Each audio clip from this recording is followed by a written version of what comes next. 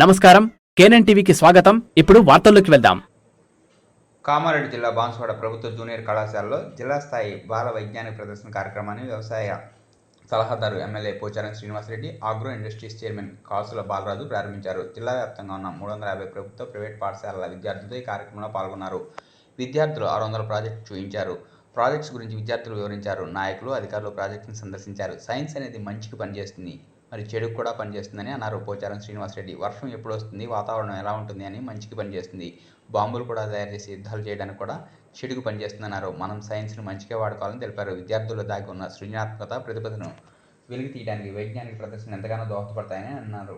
విద్యార్థుల ప్రయోగాలను తొలగించారు. ఈ కార్యక్రమంలో గ్రంథాలయ సంస్థ చైర్మన్ చంద్రశేఖర్ రెడ్డి, డిఈఓ రాజు, జిల్లా సైన్స్ అధికారి Siddiram Reddy, municipal chairman Gangadhar, MEO Nageswara Rao, PRTU జిల్లా అధ్యక్షుడు కుశాల్, తపస్ జిల్లా కార్యదర్శి సంతోష్ పండిత్, పరిషత్ జిల్లా అధ్యక్షుడు నార్ల అరుణ్, కలేజ్ కృష్ణారెడ్డి, నార్ల సురేష్, ఏజాజ్ పాల్గొన్నారు.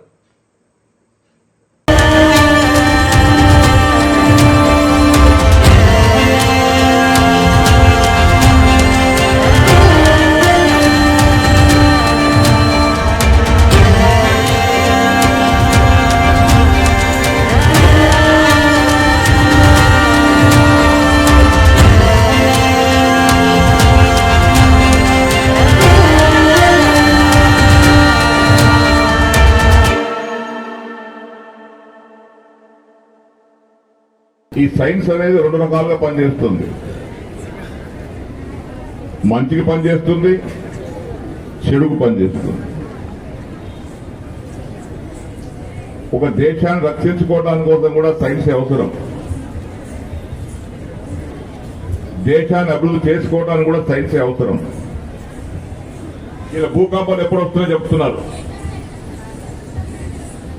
ప్రకృతి ప్రళయాలు ఎప్పుడు వస్తుందో చెప్తున్నారు. తుఫాన్ ఎప్పుడు వస్తుందో చెప్తున్నారు. రేపటి వర్షపాతం ఎంతుందో చెప్తున్నారు. రేపు ఏ ప్రాంతాల్లో వర్షం పడుతుందో, ఏ ప్రాంతం వర్షం పడతలేదు చెప్తున్నారు. అంటే ప్రతి అంశానికి సైన్స్ తో ముడిపడ్డది. ఇలా సైన్స్ లేదే ఇంటి నుంచి కాలు బయట పెట్టలేనటువంటి పరిస్థితి వచ్చింది.